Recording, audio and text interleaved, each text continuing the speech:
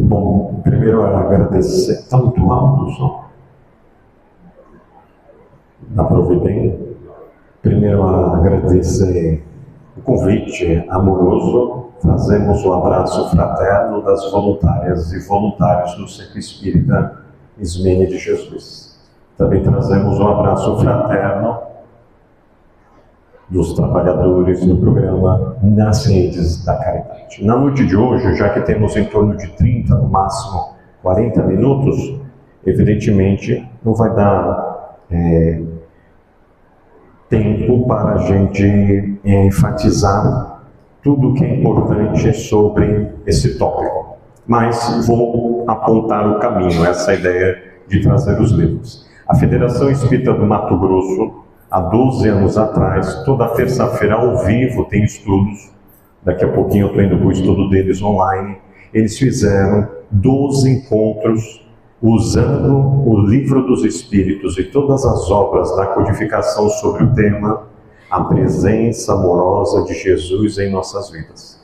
Então, se você desejar, você pode entrar no Fameplay ou www.espiritizar.org, que vai ter os 12 encontros de 1h30 tratando do assunto. Mas eu sei que tem pessoas que gostam de ler, então depois dos outros 12 anos virou livro, onde nós trouxemos aqui. Então, nesse livro tem várias passagens do evangelista João, onde o benfeitor Honório é do tempo do apóstolo Paulo, vai ser apresentado ao movimento espírita pela benfeitora Joana de Ângeles. Ele vai fazer a exegese das passagens evangélicas, porque às vezes nós, devido aos nossos atavismos, ou seja, doutrinas teológicas dogmáticas que viemos do passado longínquo dessa mesma encarnação, aprendemos as coisas equivocadamente. Então, por exemplo, lava-pés. Qual é o símbolo do lava-pés? O Honório explicou. Páscoa. Qual é o símbolo da Páscoa? O benfeitor Honório explicou. Então, estão todas as passagens de João aqui explicadas. Tudo bem? Eu aqui só estou incentivando um tópico do Evangelho de João, e a Emmanuel vai ressaltar no sua obra Caminho, Verdade e Vida, e vou direto para os encontros terapêuticos de Jesus com Nicodemos e com Verônica, para nos mostrar que todos os instantes nós podemos ter esse encontro amoroso com o Mestre Jesus. Então, a obra está disponível se você quiser, desejar, estudar. Quando a gente abre o Evangelho de João, nós vamos perceber no Evangelho de João 3,16 a seguinte escrita: porque Deus amou o mundo de tal maneira que deu o seu Filho unigênito, para que todo aquele que nele crê não pereça, mas tenha a vida eterna. Então vamos lá. Qual é a vida eterna? É a vida do Espírito imortal. O que nós somos? Um espírito mortal. Questão 76 do Livro dos Espíritos, quando Kardec vai definir espírito com E maiúsculo, já que espírito com E minúsculo é um princípio inteligente. Então essa cadeira que as senhoras estão sentando é um princípio inteligente, porque é feito de átomos. Então espírito com E minúsculo. Agora você, diante da cadeira, já saiu do reino animal, já foi lá atrás um átomo, e hoje nós estamos no reino hominal. Jesus é do reino angelical. Então, enquanto que a ciência fala de 3 reinos, ou acrescenta lá os reinos como os fungos, a monera e 3 pontinhos, mas classificar nós seres humanos como um animal, a doutrina dos espíritos superiores, ou seja, a doutrina espírita, mostra que existe diferença entre o animal e o hominal, ou seja, os homens, que são as leis divinas. Então, quando fala filho primogênito, quer dizer que quando nós adentramos ao reino hominal, Jesus já era do reino, que continua sendo, angelical. É por isso que ele vai falar no Evangelho de João dando continuidade aqui, que eu não vou apontar, né? Mas vocês vão ser fiéis aos benfeitores, sobre a condução ao Pai. Então, quando a gente entra no reino nominal, quem é que vai nos conduzir ao Pai? Jesus. Não é isso? Questão 625 do Livro dos Espíritos. Todo mundo tem o Livro dos Espíritos em casa, dos encarnados, só para ter uma noção. Então, qual é a resposta da questão 625? Ele é o guia e modelo. Conhece algum guia que não conhece o caminho? Guia que não conhece o caminho é pseudo-guia. Que às vezes você foi numa viagem fazendo uma comparação prática, que às vezes o guia te enrolou, não é isso? Eu faço votos que não. Mas esse guia nos conduz ao caminho. Qual é o caminho? O caminho de praticar virtudes através das leis divinas. Evangelho de João 14,6. Eu sou o caminho.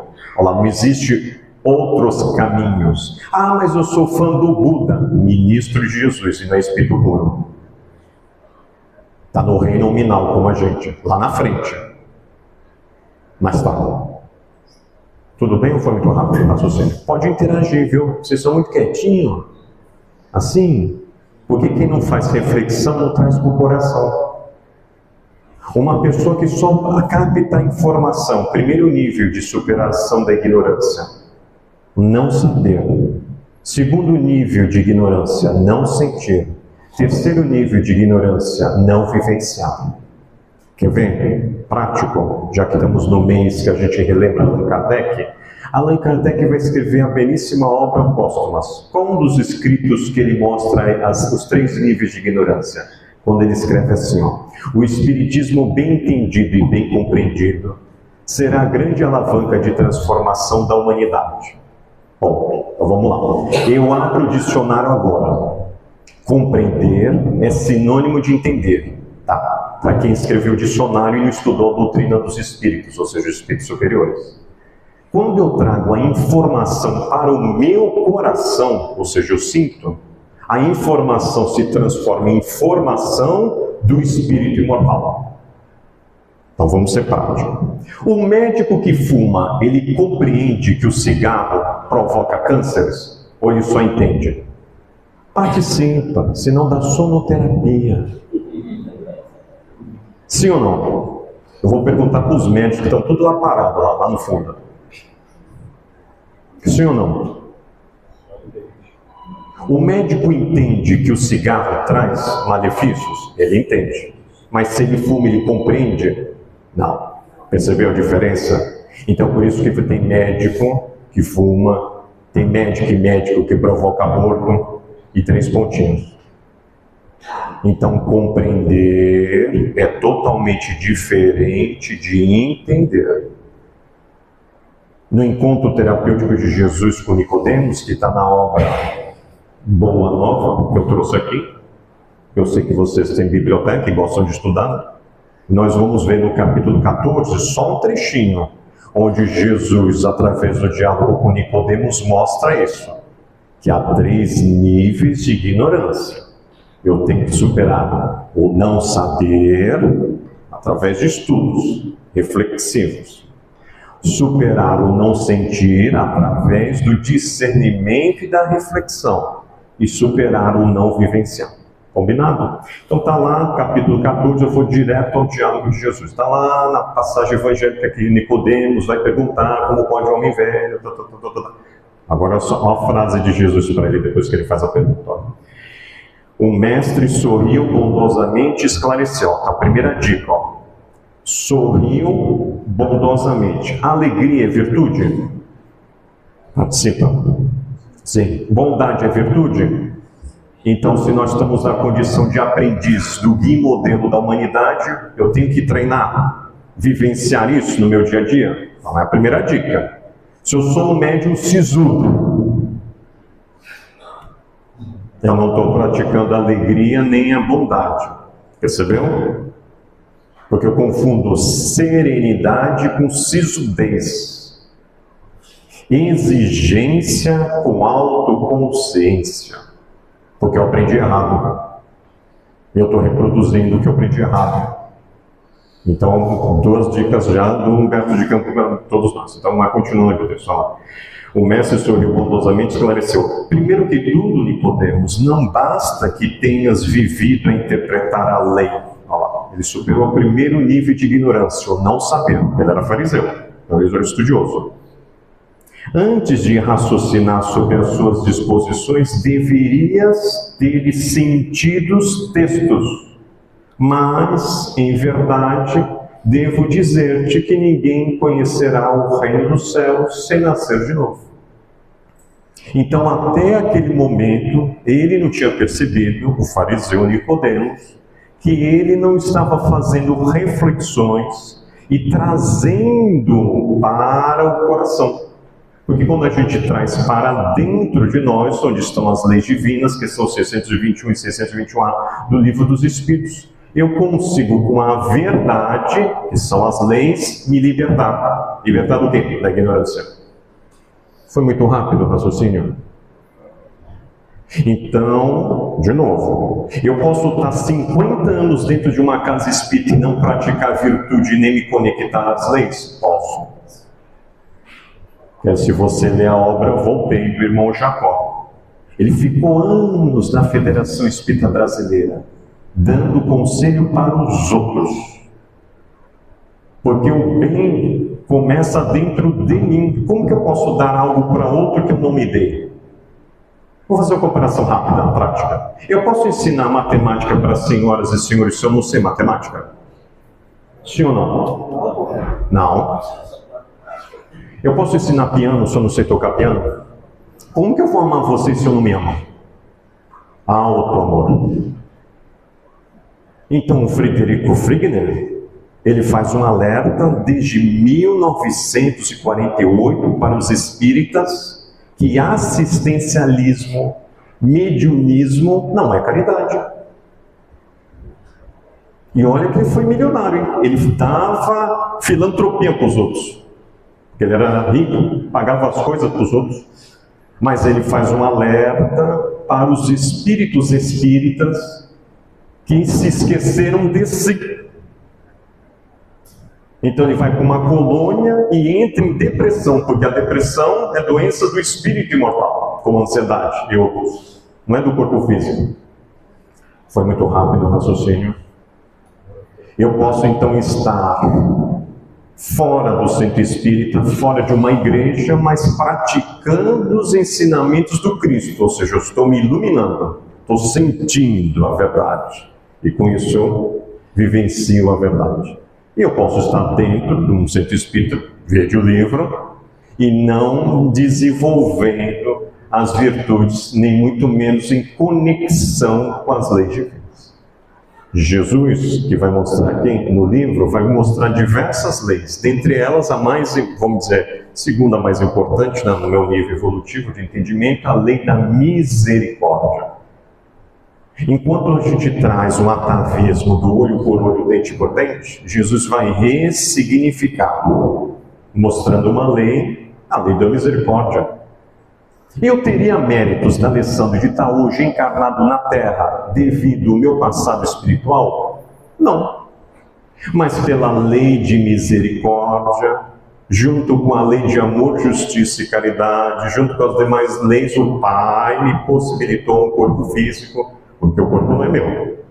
Me possibilitou uma família, porque a família não é minha. Eu estou da lição, então eu estou filho, eu estou marido, diferente do ser marido, que a doutrina espírita deixa isso muito claro, e que às vezes o espírita não treina quando está encarnado, vai treinar depois desencarnado. Como é o caso do André Luiz, que nem espírita foi, mas na obra Nosso Lar, ele ainda chama da mãe dele de mãe. Tudo bem, mas apegado à mãe, porque quando a mãe vai dialogar com ele, que está se preparando para reencarnar, ele não quer que a mãe venha. Por quê? Egoísmo. Minha mãe. Ele não está pensando no espírito imortal que precisa evoluir. No caso dela, porque ao reencarnar num casamento renúncia, ela vai acolher o Laerte, que foi o pai do André Luiz, e vai colher as duas mulheres que o Laerte, na última existência, se envolveu, sem ser casado com elas. Isso foi muito rápido. Você está treinando, então, no dicionário da sua alma, ressignificar a palavra meu marido, meu filho, minha casa. O que é só seu? Qual é o seu patrimônio? Desenvolvimento, intelecto, moral. Percebeu a beleza?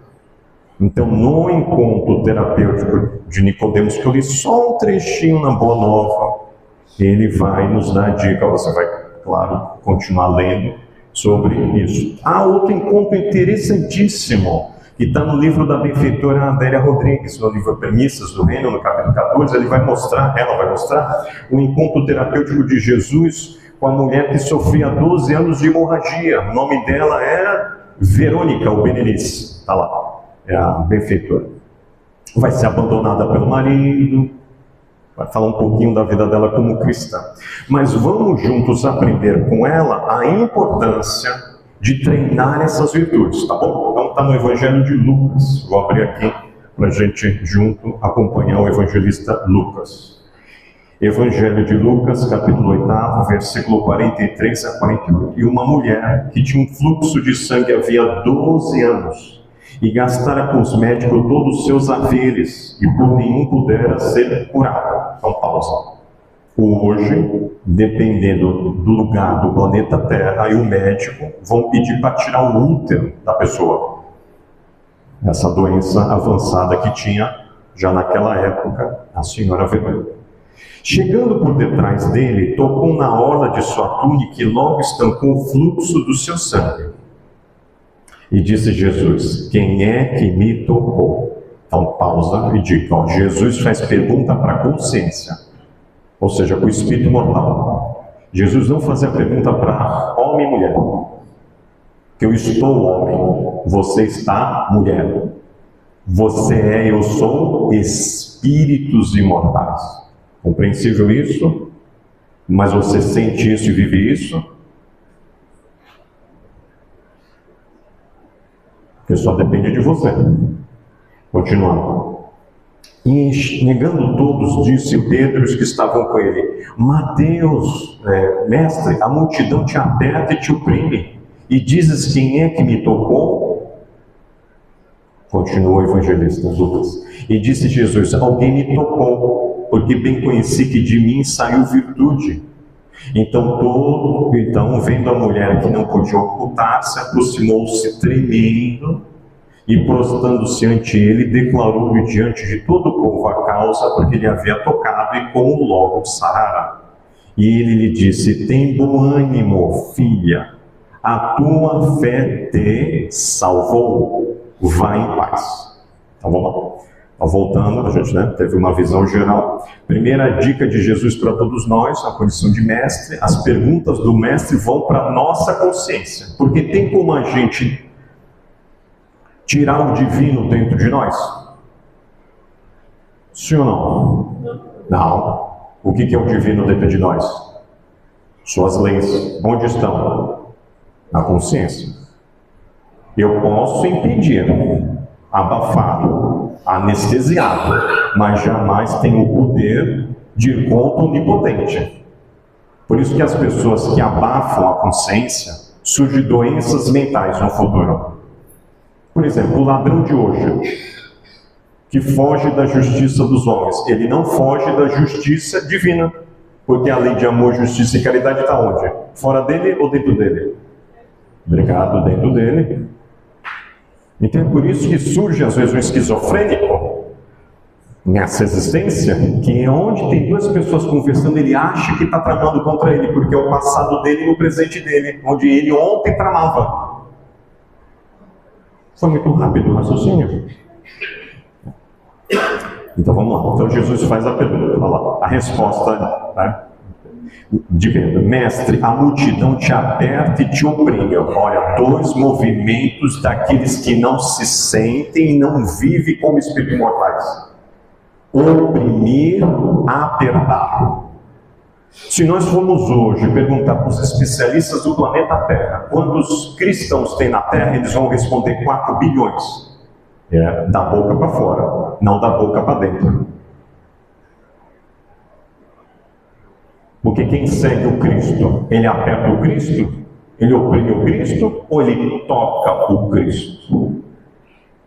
Tocar é um movimento de leveza, suavidade. Você oprimia seu filho quando era bebezinho, apertava ele, ou você tocava ele no banho? Todo mundo vai entender? Principalmente que tem jovem na plateia. Então a primeira dica do mestre para todos nós, ele sabia quem tinha tocado ele, mas o ensinamento não era para os amigos dele, espíritos puros. O ensinamento dele é para os humanos, os que estão na estrada da humanização, para um dia chegar na estrada da purificação. Bem-aventurados puros de coração, porque eles verão a Deus. Então é por isso que no Evangelho de João, não esse que eu li hoje, 3,16, um trechinho, mas está no livro, quando ele vai dizer que o Verbo era Deus. E Jesus não era Deus, nunca falou que foi Deus, mas Jesus está em plena sintonia com o Pai. Em vários momentos ele fala, vou retornar para o Pai é maior do que eu, e 3 pontinhos. Mas ele vivia em sintonia, porque espírito puro já consegue ver Deus e cumprir todas as ordens de Deus, colaborando com a harmonia do universo, que é a missão do Espírito. Quando a gente vai ler no livro dos Espíritos, quais são as nossas ocupações? Colaborar com a harmonia do universo, cada um no seu nível, é claro. Mas se eu estou desarmonizado, eu vou conseguir harmonizar o meu ambiente e colaborar com a harmonia do universo? Percebe como primeiro começa sempre em mim, para depois o efeito ir para o próximo? E a gente às vezes aprende errado, que primeiro pensa no próximo para depois pensar na gente. Equívoco. Então, voltando aqui para o texto, a multidão. A multidão da casa espírita está vindo para tocar o Cristo ou está vindo para oprimir e apertar o Cristo? Continuando. E disse-lhe Jesus, alguém me tocou, porque bem conheci que de mim saiu virtude. Então, vendo a mulher... Por que a mulher estava tremendo na época? Porque uma mulher, no ciclo menstrual, tocar um homem, era morte por apedrejamento. Mas olha no diálogo terapêutico de Jesus com ela. Tem bom ânimo, filha, a tua fé te curou ou salvou? Qual é a diferença? A cura é passageira. A salvação é a autoiluminação. Por isso que Kardec coloca no Evangelho segundo o Espiritismo, no capítulo 15. Fora da caridade, não há salvação. Fora da prática de virtudes, dentre elas a caridade, eu não consigo me autoiluminar. Pronto. Você traduziu, fazer só ressignificar as palavras, os termos. Ah, mas quem te ensinou que salvação é autoiluminação? O Emmanuel, no livro O Consolador, 410 pergunta. A pergunta 225. Então, por isso que Jesus falava que a pessoa estava num processo de dor, no caso dela, 12 anos praticando as virtudes, dentre elas a fé convicta. A Verônica praticou a fé convicta, que é a diferença de crença. Crença eu acredito hoje, descreio amanhã. Fé convicta não. Eu já internalizei a virtude da fé, estou tendo fé diante da vida e de Deus, porque eu tenho a fé em mim, filho e filho de Deus. Então isso é fé convicta. Então por isso que ele olha para ela e para os outros e dizia, a tua fé, não foi a fé de Jesus, não foi a fé do anjo de guarda da Verônica, não foi a fé do Pai amoroso, foi a fé da pessoa que possibilitou essa troca energética que ocorre a todo instante quando a gente quer a presença amorosa de Jesus nas nossas vidas. Porque às vezes a gente só vai pensar em Jesus em alguns momentos. É isso. Por exemplo, Páscoa. Se você ler aqui a passagem da Páscoa, não tem nada a ver com o que a gente aprende. Lava-pés. Se você ler aqui dentro do livro o que é lava-pés, não tem nada a ver com o que fala. Como ele já sabia isso, né? Então ele mesmo fala, é registrado em João 15, 3, e eis que vos enviarei outro Consolador, que ficará convosco para sempre. O primeiro Consolador é ele, o segundo é a doutrina dos Espíritos, porque somente uma doutrina vai ficar conosco, o resto da imortalidade. Então, retornando, filha, a tua fé te salvou, vai em paz. No livro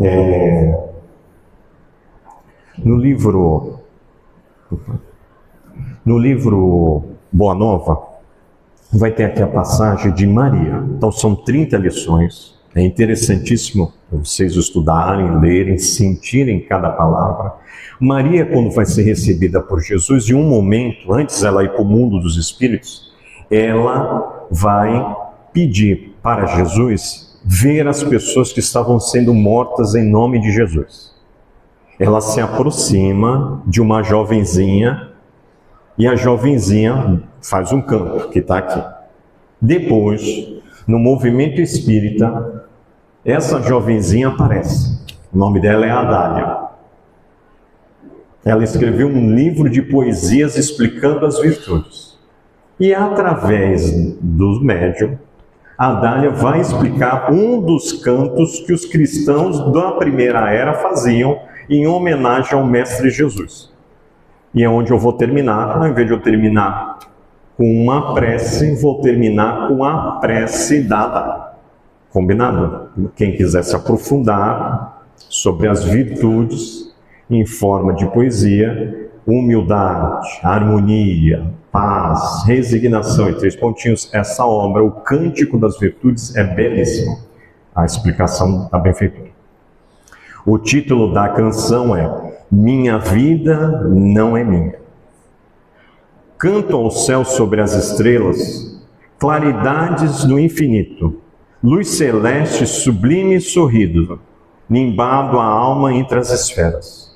Desço agora entre as feras, sustentando a fé na alma. Glória a Deus, as luzes clamam, Cristo sempre em todo o mundo. Viva a fé no céu fecundo, que ilumina toda Roma. Minha vida não é minha, é do céu que me abençoa. É da luz que me ilumina. Minha vida não é minha. Vem da força do amor, que se entrega aos teus braços. Meu bondoso Salvador, seguirei teus brandos passos. Adália. Que a paz do Cristo esteja sempre presente em nossas ações. Muita paz para todos.